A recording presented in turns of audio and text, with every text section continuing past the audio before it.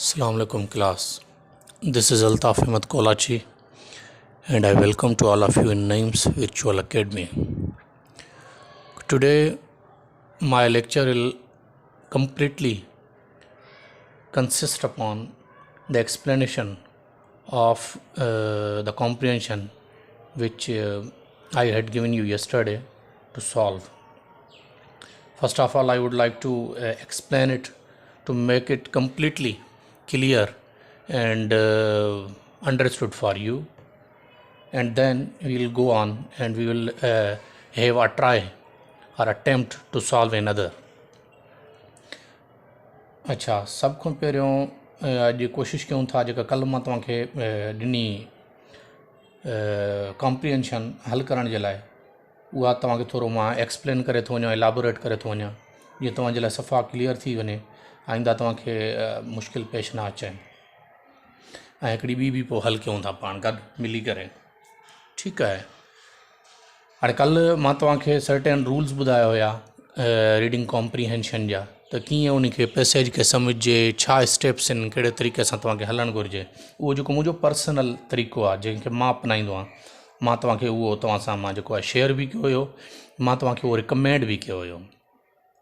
ज़ाहिर आहे जेका शइ मां पंहिंजे लाइ पसंदि कयां थो मां तव्हांजे लाइ उहा पसंदि कंदुमि। असांजे इस्लाम में बि इहो हुकुम आहे, जेका शइ पंहिंजे लाइ पसंदि कयो ॿियनि जे लाइ बि उहा ई पसंदि कयो। हिकु त किताबी ॻाल्हियूं हूंदियूं आहिनि, जीअं मां तव्हांखे कल्ह बि ॿुधायो कॉम्प्रिहेंशन जे लाइ चवंदा आहिनि पहिरियों पैसेज पढ़ो, वरी पढ़ो ऐं उन खे सम्झो, अंडरलाइन कयो, हीअं कयो, हूअं कयो। न न न न हे बि मां अंडरलाइन तव्हांजे लाइ कयो आहिनि। मां कल्ह बि तव्हांखे ॿुधायो, अॼु बि इलाबोरेट करण खां अॻु में मां इन खे अंडरलाइन तव्हांजे लाइ कयो आहे, छो त हाणे ज़ाहिर आहे एतिरो क्लियर तव्हांजे लाइ मुमकिन न हूंदो। हाणे अंडरलाइन करण सां तव्हांजे लाइ क्लियर थी वेंदा इहे लाइन्स, ठीकु आहे। मुंहिंजो ज़ाती तरीक़ो जेको आहे मां उहो कल्ह तव्हां सां शेयर कयो। अॼु अचो त असां इन खे थोरो एक्सप्लेन कयूं, सम्झूं त इहा एक्सप्लेनेशन इहा जेका रीडिंग कॉम्प्रिहेंशन कीअं हुई, यानी त जवाबु छा हुया। हाणे असां पैसेज न पढ़ंदासीं, मां जेको तरीक़ो तव्हांखे ॿुधायो क्वेश्चन जे थ्रू पैसेज ते वेंदासीं, ठीकु आहे। पहिरियों क्वेश्चन पढ़ूं था। नंबर पहिरियों, the main idea of the passage is. हाणे हिन लिखियल पैसेज जो चवनि था मेन आइडिया, मरकज़ी ख़्याल जंहिंखे चऊंसि, उहो छा हुयो। हाणे ऑप्शन ए असां वटि आहे, the impact of science can be felt in every sphere of life. यानी साइंस जा असरात, साइंस जा जेके आहिनि असर, उहे ज़िंदगी जे हर मैदान में महसूसु करे सघजनि था। छा आहे पैसेज असांखे इहो सबक़ु पियो ॾियणु चाहे, इहो पियो ॻाल्हि ॿुधाइणु चाहे, या ऑप्शन बी आहे साइंस इज़ एन एनेथमा। एनेथमा जो मतिलबु हूंदो आहे जंहिंखे चऊंसि ॻुझ, राज़ ऐं जेका इलाबोरेट थियण वारी शइ न हुजे ऐं कॉम्प्लिकेटेड, तमामु कॉम्प्लिकेटेड शइ हुजे। अच्छा, सी आहे nothing is beyond the purview of science. माना साइंस खां परते का शइ आहे ई कोन, साइंस दुनिया जो अंत आहे, साइंस दुनिया जी शुरूआति आहे, ठीकु आहे। The science can work miracles. हाणे हिते आर जेको आहे उहो मिटियल आहे, मिरेकल्स। मिरेकल्स माना साइंस मौजज़ा करे सघे थी, यानी कि science can make possible to impossible things, ठीकु आहे न। त साइंस इम्पॉसिबल शयुनि खे पॉसिबल बणाए सघे थी। हाणे इन नमूने सभ खां जेको बेस्ट आंसर आहे असांजे लाइ, हाणे हिते तव्हां ॾिसी सघो था एक्यूरेट उहो लिखियल बि आहे मथे, हिते लिखियल इट्स इन्फ्लुएंस, यानी साइंस जी ॻाल्हि थिए थी। इट्स माने साइंस, इट्स इन्फ्लुएंस, साइंस जा असरात can be felt in every sphere of life. हाणे हिते तव्हां ॾिसंदो द इम्पैक्ट माना साॻियो इन्फ्लुएंस, असर ऑफ साइंस। हाणे इट्स लिखियल आहे, हिते क्लियर साइंस लिखियल आहे। कैन बी फेल्ट, हाणे अॻिते साॻियो लिखियल अथव, can be felt in every sphere of life. Very clear crystal आहे इहो। त हाणे पहिरियों जेको असांजो हुयो क्वेश्चन, उन जो जेको आंसर आहे उहो ऑप्शन ए जेको आहे इहो सभ खां बेस्ट आहे, ऑप्शन ए उन जो आंसर आहे, ठीकु थी वियो। अचो नंबर 2 ते। हाणे 2 चवे थो the mode of approach is. हाणे जेको हिते जेको सॼो कुझु लिखियल आहे पैसेज में, हाणे इहो उन्हनि कहिड़ी मोड, मतिलबु उन्हनि ज़रियो कहिड़ो अपनायो आहे, तरीक़ो कहिड़ो अपनायो आहे, तव्हांखे इहा ॻाल्हि ॿुधाइण जो। आया ए लॉजिकल तरीक़ो आहे, माना उन्हनि तव्हांजे ज़हन खे जेको आहे सेटिस्फाई करण जी कोशिशि कई आहे, जेको उन्हनि लिखियो आहे त उनखे तव्हां एक्सेप्ट करे सघो। लॉजिकल, बेस ऑन लॉजिक्स जंहिंखे चवंदा आहियूं, लॉजिकल आहे जेका शइ लिखियल आहे। या एनाटॉमिकल, हाणे एनाटॉमी तव्हां शायदि कॾहिं एग्ज़ाम्स में फेस बि कयो हुजे ऐं BA बि ॾींदी आहे। एनाटॉमी छा हूंदी आहे, त माना हिकु शइ खे ॿी शइ सां भेटाईंदा आहिनि, त मतिलबु आहे जेकॾहिं हिन शइ जो तालुक़ु ॿी सां हीअं आहे त हिन टी शइ जो तालुक़ु चौथी सां हीअं हूंदो, उन खे एनाटॉमी चयो वेंदो आहे। हाणे छा हिते ईअं थियल आहे, हिते त ईअं आहे ई कोन। सी डिस्क्रिप्टिव यानी बयानी तरीक़ो आहे, सिर्फ़ु हिकिड़ी ॻाल्हि खे बयानु करनि था पिया, छा इहो तरीक़ो आहे। ऐं डी आहे एक्सपोज़िटरी। हाणे एक्सपोज़िटरी जी माना का राज़ जी ॻाल्हि, का लिकल ॻाल्हि उहे तव्हांखे ॿुधाइनि था। हाणे हिते इन्हनि चारनि मुंहिंजा बेस्ट ऑप्शन हिन पैसेज जे लाइ कहिड़ो आहे मुंहिंजी नज़र में, ऐं जेको करेक्ट ऑप्शन बि आहे उहो आहे ऑप्शन ए, लॉजिकल। हाणे ॾिसो हिते तव्हांजे लॉजिक्स खे, तव्हांजे दिमाग़ खे उहे सेटिस्फाई करण जी कोशिशि करनि था, उहे लॉजिक्स पेश करनि था तव्हांखे त साइंस कीअं इंसान जे लाइ कमाल कया आहिनि।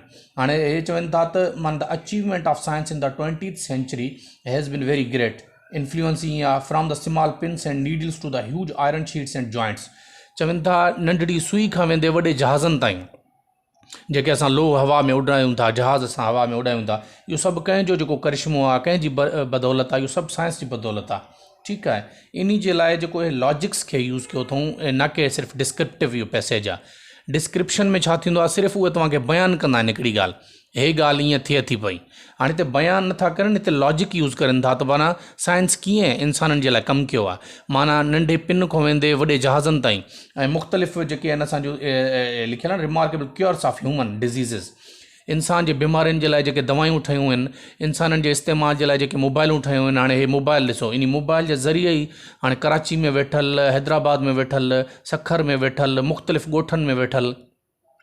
हाणे अॻे भेरे मूंखे हिकिड़ी स्टूडेंट छोकिरी हुई, उन हिकु तमामु सुठी ॻाल्हि कई। उन चयो sir this is because of this scientifical tool device mobile जी ॻाल्हि करे पई।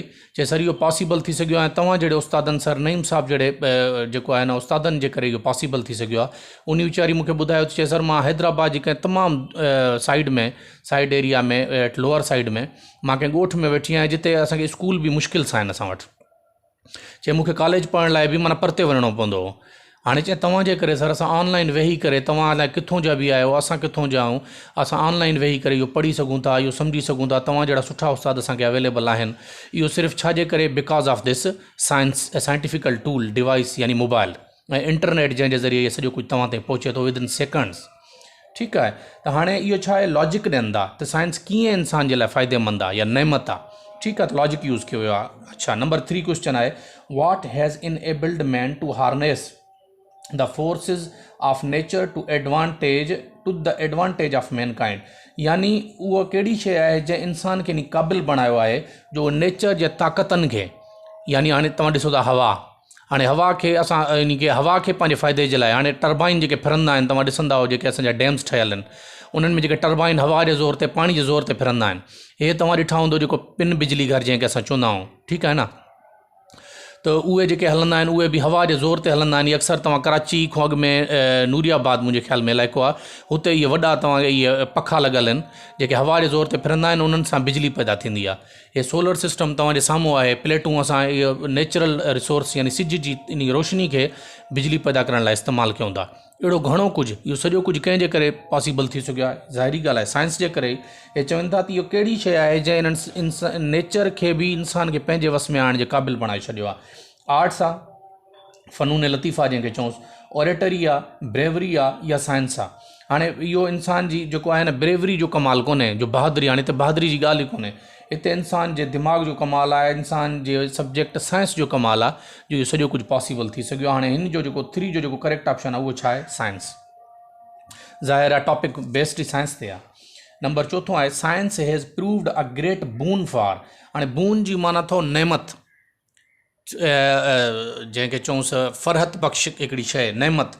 साइंस नेमत बख़्श साबित थी आहे कंहिंजे लाइ, साइंटिस्ट जे लाइ, जेके सिर्फ़ु साइंस खे, हाणे मोबाइल सिर्फ़ु साइंटिस्ट जे लाइ आहे छा, या साइंटिस्ट जे लाइ फ़ाइदेमंद आहे, न आर्टिस्ट जे लाइ, जेके फ़नून लतीफ़ा जा या जेके आम जेके आहिनि फ़नकार आहिनि या जेके ॿिया ज़िंदगी सां वाबस्ता माण्हू आहिनि, उन्हनि जे लाइ सिर्फ़ु न, एक्सप्लोरर्स जे लाइ आहे, जेके मुख़्तलिफ़ रिसर्चिस कंदा आहिनि, उन्हनि जे लाइ सिर्फ़ु फ़ाइदेमंद साइंस न, मैनकाइंड जे लाइ, पूरी इंसान ज़ात जे लाइ, भले उहो पढ़ियल लिखियल आहे, भले उहो ॼट आहे, उहो एक्सप्लोरर आहे या न आहे, आर्टिस्ट आहे या न आहे, साइंटिस्ट आहे या न आहे।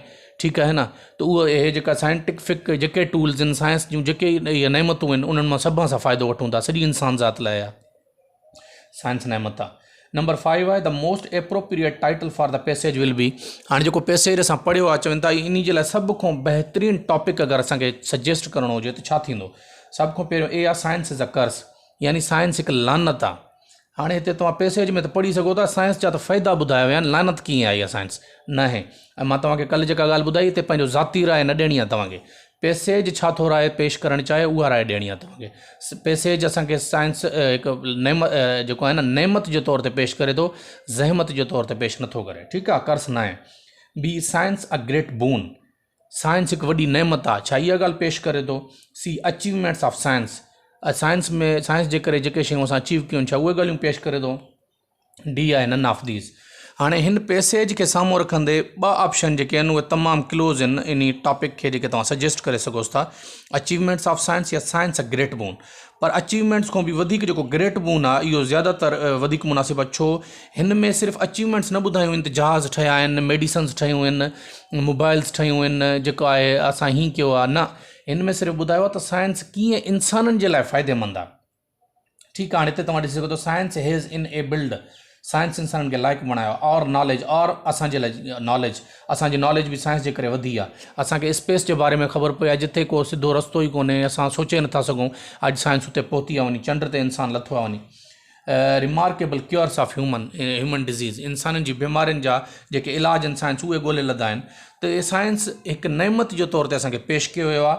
सिर्फ़ु अचीवमेंट्स असांखे न ॿुधियूं विया आहिनि त साइंस जे करे असां हीअं कयो आहे, हीअं कयो आहे, हीअं कयो आहे, न, अगरि इहो बि पेश कयो आहे तॾहिं बि हिकु नेमत जे हिसाब सां असांखे पेश कयो वियो आहे। ठीकु आहे, हाणे मथे लिखियो आहे अचीवमेंट ऑफ साइंस, मतां हिन खे ॾिसी करे तव्हां अचीवमेंट खे कयोसि। हालांकि अचीवमेंट मां तव्हांखे ॿुधायो वेरी क्लोज़ आहे टॉपिक जे, पर अञा वधीक बहितर असांखे जेको आहे उहो साइंस अ ग्रेट बून, हिन खे असां वधीक कंदासीं। हे जेको आहे टॉपिक जे ज़्यादा नज़दीक आहे, इहो नालो टॉपिक जे लाइ तमामु बहितरीनु ऐं वधीक मुनासिबु रहंदो। उमेदु आहे हे शइ तव्हांखे सम्झ में अची वई हूंदी। हाणे अचो हिकिड़ो तव्हांखे ॿियो मां हिकिड़ी ॿी कॉम्प्रिहेंशन तव्हांखे मां करे थो ॾेखारियां पियो, होपफुली उहो तव्हांजे लाइ वॾी काराइती साबित थींदी। हाणे मां जेको आहे कोशिशि कई आहे त पहिरियों आसान खां मुश्किल जी तरफ़ पाण हलूं, जीअं तव्हांजे लाइ सम्झण बि आसान थी वञे, तव्हांखे मुश्किल पेश न अचे उन में। ठीकु आहे, हे मां सही करे वठां जीअं तव्हांखे सम्झ में अची सघे।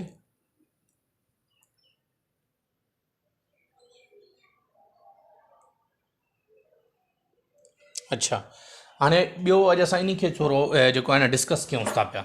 ठीकु आहे, हाणे हे मां तव्हांखे पढ़ी थो ॿुधायां पियो ऐं होमवर्क में बि पोइ जेको आहे न मां तव्हांखे इहा ई ॾियां थो पियो ऐं इन खे तव्हां जेको आहे हल करण जी जेको आहे कोशिशि कजो।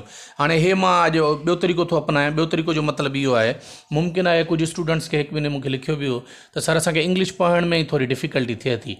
ज़ाहिर आहे हाणे असां तव्हांखे कुझु ई ॾींहंनि में हाफ़िज़ नथा करे सघूं। टेंसिस तव्हांखे सिखाए चुको आहियां, बेसिक शयूं तव्हांखे सिखाए चुको आहियां। Hopefully now you must be able to convert these sentences into Sindhi, तव्हां सिंधी में हिननि खे कन्वर्ट करे सघो। बाक़ी हिकिड़ी शइ तव्हांखे थोरो ज़रूरु डिफ़िकल्ट फील थींदी पवंदी, इन जा वर्ड्स। हाणे वर्ड्स जे लाइ बेस्ट ऑप्शन जेको मां मशवरो ॾींदो आहियां सभिनी स्टूडेंट्स खे उहो इहो आहे, हाणे टेक्नोलॉजी जो दौरु आहे, मोबाइल तव्हांजे हथनि में, नेट तव्हां वटि लॻो पियो आहे, तव्हां छा करो, इहा जेका डिजिटल डिक्शनरी डाउनलोड कयो ऐं जेको वर्ड तव्हांखे सम्झ में न अचे, ॿ टे डिक्शनरियूं डाउनलोड कयो पाण वटि। जेको वर्ड तव्हांखे सम्झ में न अचे उन वर्ड जी माना उन महिल ॻोल्हे वठो ऐं तव्हांखे मतिलबु क्लियर थी वेंदो। ठीकु आहे, हाणे हे मां अॼु तव्हांखे पढ़ी थो ॿुधायां पियो, पोइ इन जा आंसर थोरा डिस्कस करूं था पिया, पर इहो चूज़ तव्हां कंदो बेस्ट आंसर कहिड़ो आहे। मां तव्हांखे सिर्फ़ु थोरो इलाबोरेट करे थो वञा, इहो पैसेज बि पढ़ी करे तव्हांखे सम्झायां थो। हाणे हे आहे, वेन you sit in your local cinema hall, जॾहिं तव्हां पंहिंजे लोकल सिनेमा हॉल में वेहंदा आहियो, इंजॉइंग द फिल्म खे इंजॉय कंदे या करण लाइ, that is being flashed on the screen in front of you, जेका तव्हांजे साम्हूं हलाई वेंदी आहे। Do you ever think of how films are made, छा तव्हां कॾहिं सोचो आहे त इहे फिल्मूं ठाहियूं कीअं वेंदियूं आहिनि। Hundreds perhaps thousands of people may have spent a year or even longer working very hard to produce a film, मुमकिन आहे सवें या हज़ारे माण्हू उन फिल्म खे ठाहिण में कमु कंदा आहिनि जेका तव्हांजे साम्हूं ईंदी आहे ऐं ठही करे ईंदी आहे, विच लास्ट्स अ मेयर आर टू, जेका सिर्फ़ु 1 खां 2 घंटा तव्हांजे साम्हूं हलंदी आहे। हाणे जीअं तव्हां ॾिठो या ॿुधो हूंदो, जेको मां ॿुधो हुयो, हाणे आमिर ख़ान जी हिकिड़ी ज़बरदस्त फिल्म हुई ऐं फिल्म बि ॾिसो इंसान जे वस में हर शइ, तव्हां नेगेटिव शइ खे बि पॉज़िटिव में यूज़ करे सघो था ऐं जेके बि शयूं साइंस ठाहियूं उहे दरअसल पॉज़िटिविटी जे लाइ ठाहियूं वियूं आहिनि। इवन दुनिया जी सभ खां ख़तरनाक जेको अॼु ताईं हथियार आहे उहो एटम बम आहे, तव्हां सभिनी खे ख़बर आहे। एटम बम 1945 में ठाहियो वियो। ठीकु आहे, एटम बम ठाहिण जी वजह जेकॾहिं तव्हांखे ख़बर हुजे, जनरल नॉलेज या सोशल स्टडी तव्हां उहे पढ़ंदा हूंदो, एटम बम ठाहियो वियो हो 2nd वर्ल्ड वार खे ख़तमु करण जे लाइ। सेकंड वर्ल्ड वार जेका हिकु जिंगोइस्ट माण्हू जे करे शुरू थी, हिटलर, एडोल्फ हिटलर उन जो नालो हुयो, जर्मनी जो जेको आहे उहो वाइस चांसलर हुयो, ठीकु आहे, एडोल्फ हिटलर जर्नल बि हुयो। हाणे जेको एडोल्फ हिटलर हुयो उहो कंहिं सूरत में जंग खे ख़तमु न पियो करे ऐं सेकंड वर्ल्ड वार में दुनिया जा 28 मुल्क शरीक हुया। सेकंड वर्ल्ड वार अॼु ताईं जी सभ खां वॾी ब्लडी वार रही आहे, जेका जंहिं लास्ट कयो ज़रे घटि 6 सालनि ताईं विड़ी वई। 1939 में शुरू थी, 1945 में ख़तमु थी। ख़तमु थियण जी वजह बि इहो त 1945 में अमेरिका एबल थी वियो, जो अमेरिका एटम बम ठाहे वरितो ऐं उहो जापान जे 2 शहरनि हिरोशिमा ऐं नागासाकी ते जेको आहे उहो एटम बम किरायो वियो हो, जंहिं खां पोइ माना जेको आहे उन में वॾो इंग्लिश में चवंदा आहिनि था अची वियो, था THAW, था माने उन जंग में ठहराव अची वियो। जापान या उन जा जेके अलाइज़ हुआ उहे सम्झी विया हुआ त हाणे असां अमेरिका जो मुक़ाबिलो नथा करे सघूं, अमेरिका हिकु नओं हथियार जेको आहे ईजाद करे चुको आहे। हाणे माना एटम बम खे बि इंसान जी बहितरी जे लाइ ठाहियो वियो त जीअं जंग ख़तमु थी सघे। साइंस हर शइ फ़ाइदे में ठाहींदी आहे, पोइ इंसान जे डिपेंड कंदो आहे त इंसान उन खे नेगेटिव यूज़ करे थो या पॉज़िटिव यूज़ करे थो, ठीकु आहे।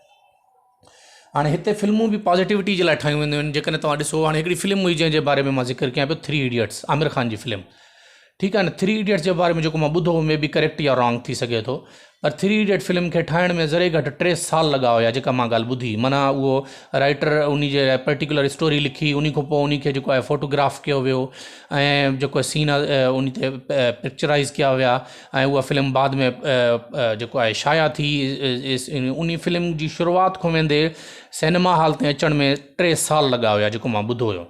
ऐं फिल्म घणे कलाकनि जी आहे? 2, 2.5, 3 कलाक जी फिल्म आहे सिर्फ़ु। हे उहा ॻाल्हि करनि था त तव्हां जे लाइ कलाक 2 जी फिल्म हूंदी आहे, लेकिन हज़ारे सवे माण्हू उन जे पोयां कमु कंदा आहिनि, अलाए केतिरा कलाक कमु कंदा आहिनि।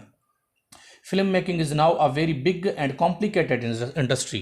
हाणे फिल्म मेकिंग हिकु तमामु हिकु वॾी मुंझारो पैदा कंदा, मुंझारो माना तमामु मुश्किल, अजीब ग़रीब, उन में डिफरेंट फेज़िस हूंदा आहिनि। ऐं ॿियो जेको आहे तमामु हिकु वॾी इंडस्ट्री आहे, वॾी सनतकारी आहे। हाणे तव्हांखे इहो बि फॉर योर जनरल नॉलेज ॿुधाईंदो हलां, दुनिया में सभ खां ज़्यादा फिल्मूं इंडिया ठाहींदो अथव, ठीकु आहे। ऐं इंडिया जी जेके फिल्मनि खे चयो वेंदो आहे बॉलीवुड मूवीज़। इंडिया जी माना फिल्म इंडस्ट्री जो जेको नालो आहे उहो बॉलीवुड आहे। पाकिस्तानी फिल्म इंडस्ट्री जो नालो लॉलीवुड आहे। ऐं जेके अमेरिकन या इहे जेके इंग्लिश मूवीज़ ठहंदियूं आहिनि, ठीकु आहे न, उन्हनि मूवीज़ जो जेको नालो आहे उहो उन खे छॾींदा आहिनि हॉलीवुड। इहे फॉर योर नॉलेज आहे, ठीकु आहे। त वॾी बिग इंडस्ट्री आहे, involving large sums of money and occupying many hundreds of skilled technicians as well as actors and actresses, जंहिंमें तमामु घणो पैसो लातो वेंदो आहे ऐं तमामु वॾा ज़बरदस्त बहितरीनु एक्टर ऐं एक्ट्रेसिस ऐं टेक्नीशियन्स ऐं टेक्नोलॉजीज़ इस्तेमालु कयूं वेंदियूं आहिनि। What happens when a film company decides to shoot a film. छा तव्हां कॾहिं सोचियो आहे त इहो फिल्म जॾहिं कंपनी डिसाइड कंदी आहे शूट करण जे लाइ त छा थींदो आहे, उहे कंदा छा आहिनि? There must of course be a story. ज़ाहिर आहे सभ खां पहिरियों त उन्हनि वटि स्टोरी हुजणु घुरिजे। This may be based on a novel और अ प्ले। स्टोरी छा ते बेस कंदी आहे? नॉवल या प्ले ते। या त माना स्टोरी उहा नॉवल लिखियल हूंदा आहिनि। हाणे जीअं पाकिस्तानी तक़रीबन जेके बि ड्रामा हलंदा अथव, मेरे पास तुम हो, या अॼुकल्ह वॾो ड्रामो मशहूरु अथव परीज़ाद, या ॿिया अहिड़े क़िस्म जा ड्रामा, इहे नॉवल आहिनि, ठीकु आहे न। नॉवल ते बेस कंदा आहिनि। पाकिस्तानी अक्सर ड्रामा नॉवल ते बेस कंदा अथव, नॉवल ते ठहियलु हूंदा अथव। फिल्म बि ईअं हूंदी आहे, चवनि था त नॉवल ते ठहियलु हूंदी आहे, या और it may be specially written for the film, या बसि डायरेक्टर राइटर जे ख़्याल में ईंदो आहे उहो स्पेशली फिल्म जे लाइ उहा स्टोरी ठाहींदो आहे, हालांकि अॻु में नॉवल न हूंदो आहे। फ्रॉम द स्टोरी मञा whatever it is a shooting script has to prepared. Shooting जे लाइ जेको बि स्क्रिप्ट या तहरीर जेका आहे उहा प्रिपेयर कई वेंदी आहे, which shows all the scenes, जंहिंमें सीन कीअं थींदा, कहिड़े माहौल मौसम में थींदा, उहो सॼो कुझु लिखियलु हूंदो आहे। The order in which they are to be photographed, इहो बि लिखियलु हूंदो आहे त कहिड़े माहौल में, कहिड़े मौसम में, कहिड़े तरीक़े सां उहे फोटोग्राफ कया वेंदा, यानी कैप्चर कया वेंदा, आर शॉट या ठाहिया वेंदा। The way the actors are to speak and move, उन में एतिरी हद ताईं लिखियलु हूंदो आहे त एक्टर्स कीअं मूव कंदा, कीअं ॻाल्हाईंदा, उन्हनि जो जेको आहे टोन कहिड़ी हूंदी, उहो बि लिखियलु हूंदो आहे जेको राइटर लिखंदो आहे। The position of the cameras for each scene, उन में पोजीशन बि लिखियलु हूंदो आहे त कैमरा कहिड़ी साइड खां, कहिड़े एंगल खां उहो हीरो ॾेखारींदो, हीरोइन ॾेखारींदो, इहो सीन ॾेखारींदो, एंड सो ऑन वग़ैरह वग़ैरह, सॼो कुझु लिखियो वेंदो आहे। Then the producer and the director are appointed, पोइ प्रोड्यूसर ऐं डायरेक्टर अपॉइंट कया वेंदा आहिनि। राइटर जॾहिं स्टोरी ॾींदो आहे त पोइ प्रोड्यूसर ऐं डायरेक्टर अपॉइंट कया वेंदा आहिनि, या उहे फाइनल कया वेंदा आहिनि। The producer engages the actors and actresses, producer जो कमु छा हूंदो आहे? एक्टर ऐं एक्ट्रेसिस खे एंगेज करणु। कीअं एंगेज करणु, छा ॿुधाईंदो आहे उन्हनि खे? Decides which scenes are to be taken in the studio, producer इहो ॿुधाईंदो आहे त स्टूडियो में कहिड़ा सीन जेको आहे उहे पिक्चराइज़ कया वेंदा and which outside R on location, या इहो जेको आहे प्रोड्यूसर ॿुधाईंदो आहे त कहिड़ी लोकेशन ते कहिड़ो सीन पिक्चराइज़ कयो वेंदो, यानी आउटसाइड कहिड़े मुल्क में कहिड़ी शइ जॻह ते कहिड़ी लोकेशन ते, and makes all the preliminary preparations, ऐं हर बेसिक जेका प्रिपरेशन हूंदी आहे उहो प्रोड्यूसर जे हवाले हूंदी आहे। ऐं डायरेक्टर जो कहिड़ो कमु हूंदो आहे, the director is the man, director उहो माण्हू हूंदो आहे who tells the actors what to do, director उन्हनि खे इहो ॿुधाईंदो तव्हांखे करिणो छा आहे, and shows them how to act each scene, ऐं उन्हनि खे ॿुधाईंदो आहे त उन्हनि खे ॾेखारींदो आहे त उन्हनि खे सीन कीअं जेको आहे रिकॉर्ड कराइणो आहे, उन्हनि खे जेको आहे न जंहिंखे चऊंसि ॾिसण वारनि ताईं कीअं सीन खे पहुचाइणो आहे, छा पैगाम ॾियणो आहे, कहिड़े तरीक़े सां हिननि खे भरणो आहे। It is his job to interpret the script, writer जी जॉब छा हूंदी आहे, इंटरप्रेट द स्क्रिप्ट, स्क्रिप्ट खे तहरीर खे इंटरप्रेट कंदो आहे त असां ॾेखारणु छा था चाहियूं ऐं तव्हांखे करिणो छा आहे, and translate the author's words, ऐं इहो जेको आहे डायरेक्टर उहे ऑथर्स जा यानी लिखियल जंहिं स्टोरी लिखी आहे उन जे वर्ड्स खे ट्रांसलेट करे ॿुधाईंदो आहे त उहो चवणु छा थो चाहे, तव्हांखे चवणो छा आहे, कहिड़ी तरीक़े सां तव्हांखे चवणो आहे, एंड इंस्ट्रक्शंस इन to a series of living scenes, ऐं उन्हनि खे जेको आहे फिल्म मेंबर्स खे जेके हूंदा आहिनि हीरो हीरोइन या जेके बि उन में रोल प्ले करे रहिया हूंदा आहिनि, इहो डायरेक्टर जो कमु हूंदो आहे त उन्हनि खे ॿुधाईंदो आहे तव्हांखे सीन कीअं पंहिंजा प्ले करणा आहिनि। हाणे हे सॼी जेका आहे कॉम्प्रिहेंशन तव्हांखे इलाबोरेट करण जो मक़सदु इहो आहे। हाणे मां सॼी जो तव्हांखे तत बि कढे ॾिनो, सॼी खे तव्हांखे एक्सप्लेन बि कयो, सॼी जी तव्हांखे माना बि कढे ॾिनी आहे। हाणे होपफुली इन जे जेके क्वेश्चन्स आहिनि उहे तव्हांजे लाइ मुश्किल न हूंदा ऐं तव्हां वेरी क्लोज़ उन्हनि जे पहुची चुका हूंदव। हाणे उन्हनि खे तव्हांखे ॿुधाइणो आहे त हिन क्वेश्चन जो आंसर छा आहे, हिन जो आंसर छा आहे, इहो मां तव्हांखे होमवर्क में ॾींदुमि। हे तव्हांखे जस्ट मां इलाबोरेट करे छॾी जीअं तव्हांखे सम्झ में अची वञे, ऐं कल्ह जिन खे सम्झ में न आई उहो होपफुली हाणे इन खे अञा वधीक क्लियर सम्झी विया हूंदा ऐं वधीक उहे इन खे टैकल करण जे एबल थी विया हूंदा।